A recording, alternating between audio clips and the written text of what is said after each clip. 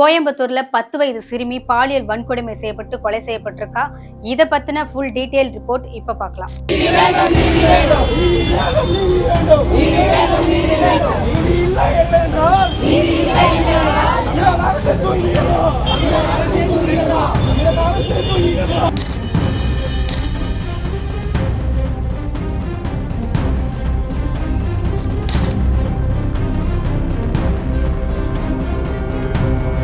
கோவை சூலூர் பகுதியில் ஒரு 10 வயது சிறுமி மே 21 மிஸ் ஆகுறாங்க. ஒரு 8:30 மணி அளவில் 5 தனிப்படைகள் அமைத்து போலீசார் தீவிர விசாரணை மேற்கொள்ளும் பொழுது அங்க இருக்கக்கூடிய நபர் நாகப்பட்டினத்தை சேர்ந்த கார்த்திக் என்பவர் மேல சந்தேகம் திரும்புது.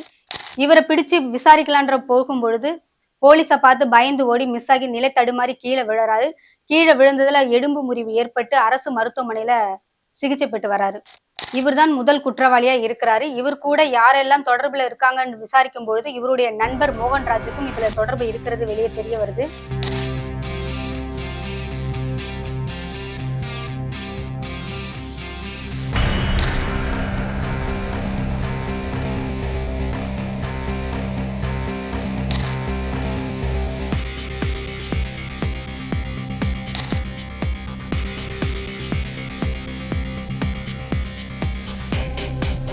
பாலியல் வன்கொடுமை செய்யப்பட்ட சிறுமி அவருடைய தாயார் பிரஸ் மீட் கொடுத்திருக்காங்க. அதை இப்ப பார்க்கலாம். அம்மாவோட சம்மதமே என்னோட சம்மதமே இல்லாம என் பிள்ளைய எரிச்சிட்டாங்க. குழந்தைய நான் கண்ணுல பார்க்கவே இல்லை. என்கிட்ட ஒரு சம்மதம், என்னோட சம்மதம் என்னன்னு கூட கேட்கவும் இல்லை. என்னோட சம்மதம் என்னன்னு வாங்கவே இல்லை. இந்த சைட்ல இருந்து என்னன்னா, நாங்க ஃபர்தரா எதுவும் ஆக்ஷன் எடுக்கணும் அப்படின்னா, திடீர்னு ஏதாவது டேட்டாஸ் தேவைப்படுதுன்னா பாப்பாவோட திடீர்னு என் குழந்தையோட மறக்காம ஒரு ஏதாவது அது எடுத்து செக் பண்ணணும், குழந்தையோட நோண்டி எடுக்கணும் அப்படின்னா குழந்தையோட பாடி எங்க கிட்ட இல்ல. என்னோட சம்மதமே இல்லாம குழந்தைய எரிச்சிட்டாங்க. இப்ப திடீர்னு எனக்கு அது தேவைப்பட்டா நான் எங்க போறது? திடீர்னு குற்றம் யாராவது மேல இருந்ததுன்னா நான் கண்டுபிடிக்கிறது யாரை வச்சு நான் கண்டுபிடிக்கிறது, எதை வச்சு நான் கண்டுபிடிக்கிறது? அதுவும் இல்லாம பெத்த தாய் கிட்ட குழந்தைய காட்டவே இல்லை. முதல்ல கணவர் மேலேயும் நான் குத்தம் சொல்லுவேன், கணவர் கூட இருக்கிறவங்க சொந்தக்காரவங்க மேலேயும் நான் குத்தம் சொல்லுவேன். அவங்க எல்லாமே சொல்லிதான் பெத்த தாய் எங்கிட்டயே காட்டாம பின்வாசல் வழியா எடுத்துட்டு போயிட்டாங்க. கொஞ்ச நேரத்துக்குள்ள அவங்க கிட்ட இன்னும் 1 மணி நேரத்துல எங்க கணவர்கிட்ட என்ன பேசுனாங்க ஏது பேசுனாங்கன்னு எனக்கு தெரியல. பேசி எனக்கே தெரியாம நான் கையெழுத்து போட மாட்டேன்னு சொன்னாங்காட்டி என்கிட்டயே சொல்லாம அவரு எனக்கே தெரியாம அவர் கையெழுத்து போட்டு பாடி வாங்கிட்டு போயிருக்காங்க பாப்பாவை. ஏன்னா நேத்து சம்பவம் நடக்கும்போது அந்த ஹாஸ்பிட்டல்ல நீங்களும் இருந்தீங்க. அங்கதான் நீங்க உள்ள போல உள்ள விடல. இந்த பக்கம் நாங்க எங்ககிட்ட பேட்டி கேட்டு இருந்தப்ப இந்த பக்கம் நாங்க பேசிட்டு இருந்தோம். உட்காந்து அழுதுட்டு இருக்கேன், என்னால முடியல, தலை சுத்தல் வேற, உட்காந்துட்டு இருக்கேன். எல்லாம் அந்த பக்கம் எல்லாம் இதை வச்சு மறைச்சிட்டாங்க. அதுக்கப்புறம் அந்த பக்கம் போறதுக்கு எங்களுக்கு வழி இல்லை. எங்க சொந்தக்காரங்க யாரும் அந்த சைடே விடல. நாங்க எல்லாருமே இந்த பக்கம் தான் இருந்தோம். அந்த பக்கம் எல்லாம் இவங்களை மட்டும் விட்டுட்டாங்க. கணவரோட வீட்டுல இருக்கிற எல்லா சொந்தக்காரங்களும் எல்லாருமே அந்த சைட்ல தான் இருந்தாங்க. எங்களை மட்டும் இந்த சைடு ஒதுக்கி வச்சுட்டாங்க. அதே அப்படி பண்ணணும்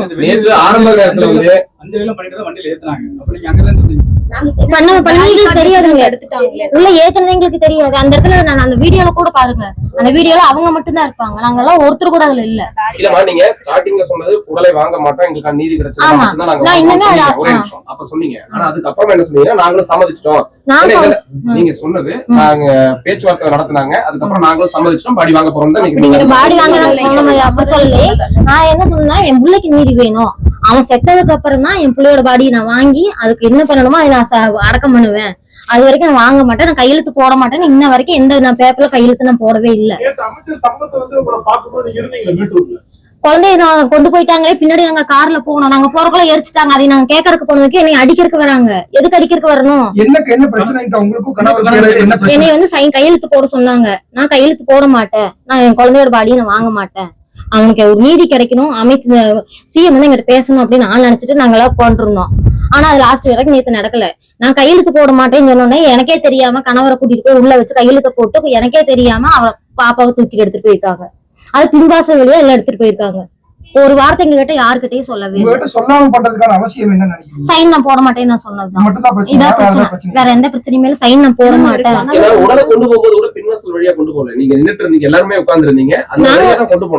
பின்வாசல் வெளியில பின்னாடி இந்த சைடு எல்லாமே மறைச்சிட்டாங்க. மறைச்ச கயிறெல்லாம் வச்சு எல்லாம் கட்டி இந்த பக்கம் எல்லாம் கூட்டம் இருக்குது, இந்த பக்கம் நாங்க எல்லாமே நின்னுட்டு இருக்கோம், அந்த சைடுல வச்சு அப்படி கொண்டு போயிட்டாங்க. அப்ப சரி அப்படிதான் கொண்டு போறாங்கன்னா என் பையனையும் சேர்த்து உள்ள கூட்டிட்டு போறப்போ பெத்த தாய் அங்கேயேதான் அப்ப நான் இருக்கேன், என்னை வந்து உள்ள கூட்டிட்டு போக வேண்டியதானே, ஏன் என்னை கூப்பிடல, எங்கிட்ட சொல்லவே இல்லையே. சரி நான் தான் உட்காந்து தலை சுத்தல உட்காந்துருந்தேன்னா இத்தனை சொந்தக்காரங்க இருக்காங்க, அவங்க முன்னாடி சொல்லலாம்ல, அவன் ஏன் சொல்லல? யாருமே இங்க இருக்கிறவங்க எல்லாரும் நேத்து நாங்களும் கண்டிப்பா இருந்தோம். நீங்க வந்து ஒரு பக்கமா உட்கார்ந்து இருந்தீங்க, நீங்க உள்ள போகல, நீங்க ஏன் உள்ள போக முயற்சிக்கல? உள்ள விடல. நான் அது மூலமா எனக்கு தலை சுத்தல எல்லாத்துக்குமே தெரியும், எனக்கு ரொம்ப வில்லமே முடியல. ஹாஸ்பிட்டல் நேத்து காலையில எல்லாம் போய் முந்தானத்து காலையில போய் பல்சர் ஜாஸ்தியா இருக்குன்னு இருக்காங்க, அதனால ரொம்ப தலை சுத்தல எனக்கு. இன்ன வரைக்குமே நான் 5 நாள் அது சாப்பிட்டு இன்ன வரைக்கும் நான் சாப்பிடவே இல்லை. சாப்பிடாம எல்லாருமே இப்படிதான் வந்துட்டு இருக்கோம். லாஸ்ட் வரைக்கும் குழந்தை கண்ணுல காட்டல, எரிக்கிறப்ப கூட கண்ணுல காட்டல, யாரை கேட்டு எரிச்சாங்க. நீங்க போனீங்களா? போனோம், குழந்தை கொண்டு போயிட்டாங்கன்ட்டு நாங்க போன் பண்ணா போனை சுவிச் ஆஃப் பண்ணி வச்சுட்டாங்க. லாஸ்ட் டைம் பாப்பாவை நான் பாக்கணும்னு சொல்லிட்டு அழுதுட்டே நாங்களாம் இங்க இருந்து காரை வச்சு நாங்க போறோம். போறக்குள்ள நாங்க இங்க இருந்து போறக்குள்ள நாங்க வந்துட்டு இருக்கோம், எல்லாத்துக்குமே அங்க தெரியும். அதுக்குள்ள ஏன் நான் போறக்குள்ள எரிக்கணும்? ஒரு 1 மணி நேரம் வெயிட் பண்றது, ஒரு 1/2 மணி நேரம் வெயிட் பண்றது, எதுக்கு எரிக்கணும்? குழந்தைய அது குழந்தை தானே, அது ஏற்கனவே அது ரொம்ப நொந்துருச்சு, அது எதுக்கு எரிக்கணும்? என்ன காரணம்? அங்க இருக்கிறவங்களுக்கு எல்லாம் இன்ன வரைக்கும் எல்லாத்துக்குமே தெரியும். 2 பேர் கடத்தி கொண்டு போய் ரொம்ப கொடுமைப்படுத்தி இருக்காங்க. கடத்திட்டு போகும்போது நீங்க இது ட்ரிங்க்ஸ் அடிச்ச மாதிரி சொல்லிட்டு இருக்காங்க. 4 மணிக்கு இந்த சம்பவம் நடந்திருக்கு. என்னன்னு கேட்டீங்கன்னா நிறைய பேர் வந்து 4 மணிக்கு சம்பவம். அந்த கார்த்திக் சொல்லி ஒருத்தர் உங்க கூட இருந்திருக்காரு, ட்ரிங்க்ஸ் உங்களுக்கு வாங்கிட்டு இருக்காரு 5 மணில சொன்னது தகவல். அதுல இருந்து வந்து நீங்க அடுத்த மறுநாள் வரைக்கும் நீங்க வந்து இருந்திருக்கீங்க, போதையில இருந்திருக்கீங்க, உங்களுக்கு தெரியல அப்படிங்கிறாங்க. இதுக்கு என்ன சொல்றீங்க? இதுக்கு என்ன எப்படி சொல்றதுன்னு கேட்டீங்கன்னா, நான் அந்த வீட்டுக்கு நான் போய் 1 மாசம் தான் ஆகுது.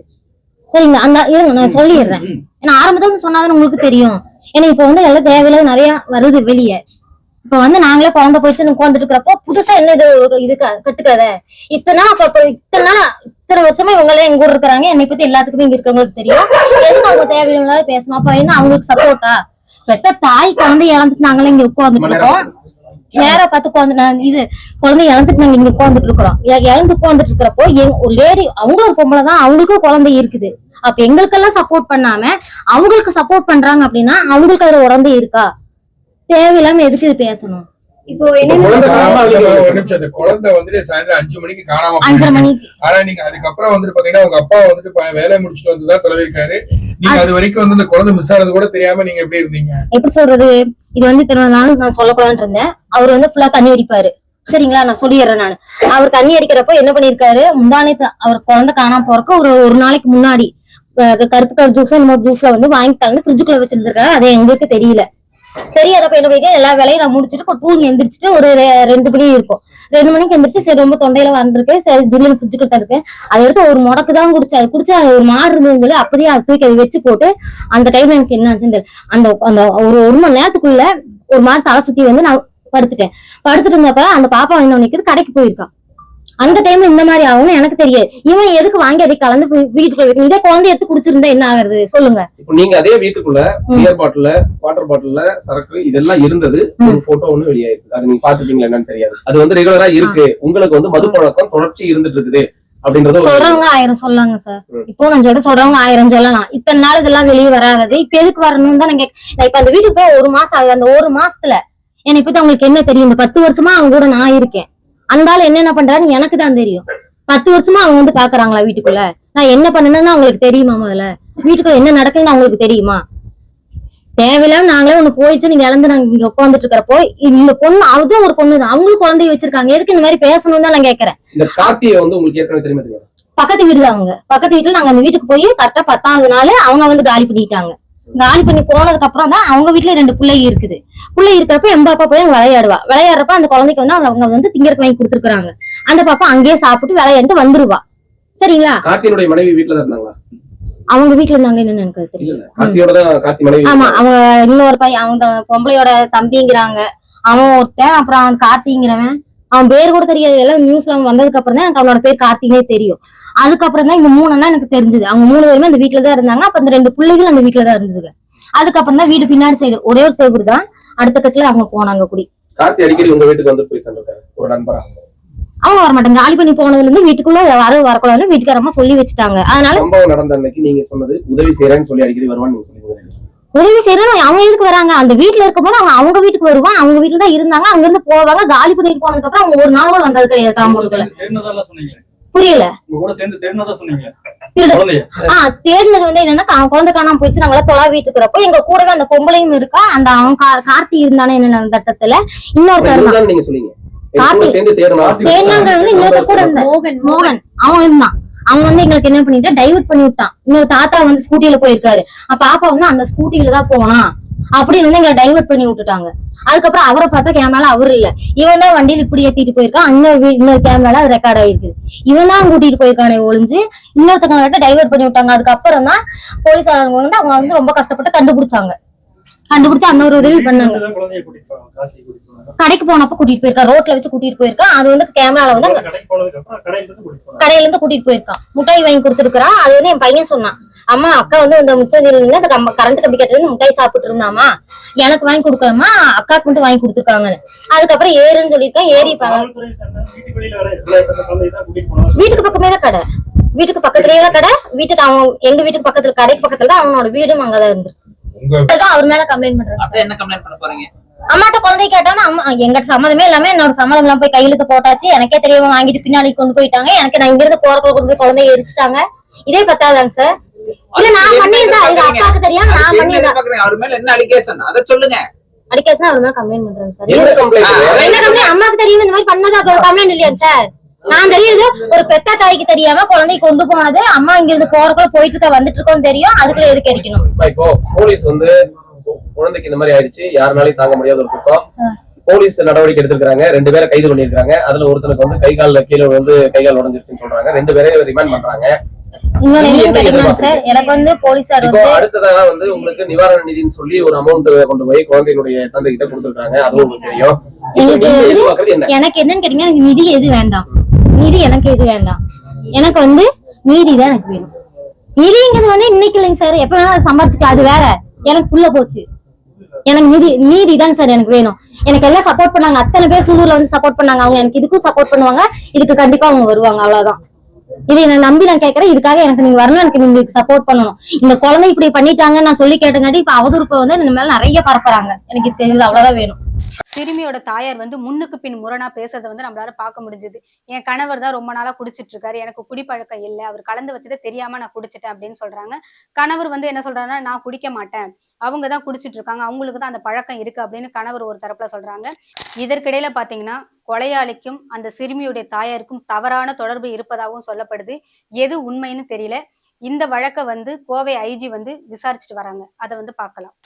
விசாரணையில் குற்றவாளி கார்த்தி சிறுமியை ஆசை வார்த்தை கூறி ஏமாற்றி அழைத்து சென்று பாலியல் வன்கொடுமை செய்து பின்னர் கண்ணம்பாளையம் குளம் அருகில் உள்ள தென்னந்தோட்டத்தில் கொலை செய்ததை ஒப்புக்கொண்டார்.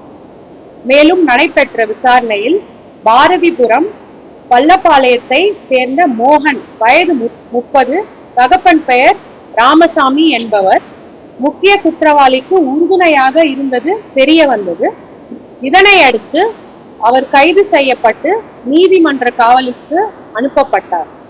கைது செய்யப்பட்ட கார்த்தி தற்போது கோவை அரசு மருத்துவக் கல்லூரி மருத்துவமனையில் சிகிச்சை பெற்று வருகிறார். இவ்வழக்கு சிறுமி மீதான பாலியல் வன்கொடுமை தொடர்புடையது என்பதால் வழக்கில் போக்சோ சட்ட பிரிவுகளின் கீழ் அவர்கள் மீது கடுமையான நடவடிக்கை எடுக்கப்படும். முதல் தகவல் கிடைத்தவுடன் காவல்துறையினர் மேற்கொண்ட துரிதமான நடவடிக்கை மற்றும் காவல்துறையினர் தயார் நிலை காரணமாக 24 மணி நேரத்திற்குள் வழக்கு கண்டறியப்பட்டு வழக்கின் குற்றவாளிகள் கைது செய்யப்பட்டுள்ளனர். மேலும் பாதிக்கப்பட்ட குடும்பத்திற்கு விரைவாக அரசின் தரப்பு நிவாரண உதவி தொகை கிடைக்க எல்லா நடவடிக்கைகளும் மேற்கொள்ளப்பட்டு வருகின்றன. இந்த கேஸை பத்தின முழு விவரத்தையும் அட்வொகேட் மனோஜ் அவர்கள் தெளிவா ஒரு வீடியோ ஒன்று கொடுத்திருக்காங்க, வாங்க பார்க்கலாம். நம்மளோட கோயம்புத்தூர்ல இவ்வளவு பெரிய ஒரு துயரமான ஒரு சம்பவம் பாத்தீங்கன்னா நடந்திருக்குங்க, எல்லாத்துக்குமே தெரியும். என்ன நடந்ததுன்னா, அந்த தர்ஷினிங்கிற பொண்ணுக்கு ஆப்போசிட்ல இருக்க வீட்டுல இருக்கிற பையன் பிஸ்கட் வாங்கி தர்றது எல்லாமே ஒரு ஹேபிட்டா பாத்தீங்கன்னா வச்சிருக்காப்புல. அந்த சம்பவத்தை அன்னைக்கு பிஸ்கட் வாங்கி தரேன்னு சொல்லி அந்த குழந்தைய கூட்டிட்டு போய் கண்ணம்பாளையத்துல இருக்க ஒரு லேக் பக்கத்துல ரேப் பண்ணி அவங்க அந்த பொண்ணோட 2 கைகளை உடைச்சு, அதுக்கப்புறம் பாத்தீங்கன்னா அந்த பொண்ணு கத்த முயற்சி இருக்காங்க. கத்த ஸ்டார்ட் பண்ணும்போது அந்த பொண்ணு அதிகமா முடி வச்சிருக்கனால அந்த முடியினால அந்த பொண்ணோட வாயை பாத்தீங்கன்னா பொத்தி ரேப் பண்ணி கழுத்தை பாத்தீங்கன்னா திருப்பிட்டாங்க. இவ்வளோ ஒரு கொடுமையான ஒரு செயல் பாத்தீங்கன்னா நடந்தது. இதுக்காக பாத்தீங்கன்னா மக்களோட சேர்ந்து நானும் போராடினேன், மக்கள் எல்லாருமே பாத்தீங்கன்னா போராடினாங்க. கவர்மெண்ட் உடனுக்குடன் எல்லா போலீஸ் அஃபீஷியல்ஸும் கவர்மெண்ட்டும் உடனுக்குடன் ஆக்ஷன்ஸ் எடுத்து இப்போ பார்த்தீங்கன்னா போஸ்ட்மார்ட்டம்த்துக்காக நாங்கள் அவங்களோட அந்த குழந்தையோட பாடியை ரிசீவ் பண்ணுறதுக்காக வந்து வெயிட் பண்ணிட்டு இருக்கோம்.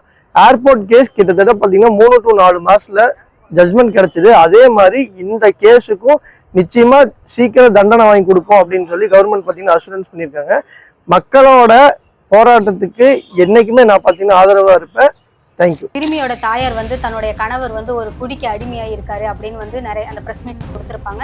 இப்போ புது சர்ச்சை என்னன்னு பார்த்தீங்கன்னா, சிறுமியோட அப்பா வந்து ஒரு வீடியோ ஒன்று கொடுத்துருக்காங்க. அதில் என்ன சொல்லியிருக்காங்கன்னு பார்த்தீங்கன்னா, நான் வந்து குடிக்கு அடிமையான ஆள் கிடையாது, என் கூட வேலை செய்கிறவங்க எல்லாரையும் கேட்டு பாருங்க, எனக்கு குடிப்பழக்கமே கிடையாது, என்னை நம்பி எல்லாரும் வருவாங்க, நான் நல்லவன் தான், அவள் வந்து பொய் சொல்கிறா அப்படின்னு சொல்லிட்டு அவர் ஒரு வீடியோ போட்டு புதுசாக ஒரு சர்ச்சையை கிளப்பி போயிட்டு இருக்கு. என் பேர் ரகுபதிங்க. நான் வேலைக்கு போயிட்டு வந்து 5:30 மணிக்கு வந்தேங்க சார். 7 மணிக்கு வந்தேங்க, நைட்டு 7 மணிக்கு. பாப்பா காணாது போனது வந்து 5:30 மணிக்குங்க சார். தம்பியும் போய் தேடி பார்த்துருக்காங்க, தரிசன் போய் தேடி பார்த்துருக்குறாங்க சார். தேடி பார்த்துட்டு நான் வந்த ஒன்று சொன்னாங்க சார். சொன்னான் தம்பி, அக்கா காணாங்கப்பா, எங்க போனான்னு தெரியலீங்க. இல்லைங்க, நீங்க வரும்போது உங்க மனைவி எங்க இருந்தாங்க? வீட்டுல தான் இருந்தாங்க. என்ன நிலைமையில இருந்தாங்க? ஃபுல் போதைங்க. போதை சரக்கு அடிச்சுதான் இருந்தாங்க. ஆமாங்க. உங்களுக்கு சரக்கு அடிக்கிற பழக்கம் இருக்கா? இல்லைங்க சார், எந்த பழக்கம் இல்ல. எந்த பழக்கமும் இல்லை. உங்க வைஃபுக்கு எத்தனை வருஷமா சரக்கு அடிக்கிற பழக்கம் இருக்கு? வருஷம் பூரா அப்படியே தான் இருந்ததுங்க சார். ஓகே. அவங்க உங்க வீட்டுக்கு அந்த கார்த்தி என்ற பையன் வந்து போயிட்டு இருப்பானா? நான் இல்லாதப்ப வந்துட்டு போயிட்டு இருந்திருப்பானுங்க. அக்கம் பக்கத்துல உங்களுக்கு சொல்லி இருப்பாங்கல்ல? சொல்லலீங்க, எதுவும் சொல்லலீங்க. அவங்க இப்ப ரீசன் வந்ததுக்கு அப்புறம் தான் மனைவி சரியில்லை, அந்த பையன் நல்ல பையன், அந்த பையன் வேலைக்கு போயிட்டு வந்துகிட்டு இருக்கிற பையன் தான், அந்த பையனுக்கு. நீங்க தான் சரக்கு அடிக்கிறீங்க, ஃப்ரிட்ஜில் வந்து கலர்ல மிக்ஸ் பண்ணி வச்சுதா உங்க வைஃப் வந்து பேட்டி கொடுத்து? அதெல்லாம் கிடையாதுங்க ஐயா, அதெல்லாம் கிடையாது. அந்த பழக்கம் இல்ல எனக்கு, அந்த பழக்கமே இல்லை. நானே 20 வருஷமா அந்த கம்பெனிக்கு வேலைக்கு போயிட்டு இருக்கிறேன். யாரு வேணாலும் கூப்பிட்டா என்னை நம்பி யாரு வேணாலும் வருவாங்க, சாட்சிக்கு யாரு வேணாலும் வருவாங்க. அங்க இருக்கிறவங்களுக்கு தெரியுங்க நான் எப்படி அந்த பையனும், அங்க இருக்கிறவங்களுக்கும் தெரியும், எங்க குடும்பத்துக்கும் தெரியுங்க எப்படி பையனும், அவ குடும்பத்துக்கும் தெரியுங்க. இந்த வழக்குல பாத்தீங்கன்னா சிறுமியோட அம்மா ஒரு பக்கமும் சிறுமியோட அப்பா ஒரு பக்கமும் போயிட்டு இருக்காங்க. பாதிக்கப்பட்டது என்னமோ ஒரு 10 வயது சிறுமி தான். அவளுக்கு நீதி கிடைக்கணும், நம்ம எல்லாரும் நம்புவோம். தமிழ்நாடு முதலமைச்சர் ஜோசப் விஜய் அவர்களும் இந்த சிறுமிக்கு சீக்கிரம் நீதி வாங்கி தரது என்னோட வேலை அப்படின்னு சொல்லியிருக்காரு.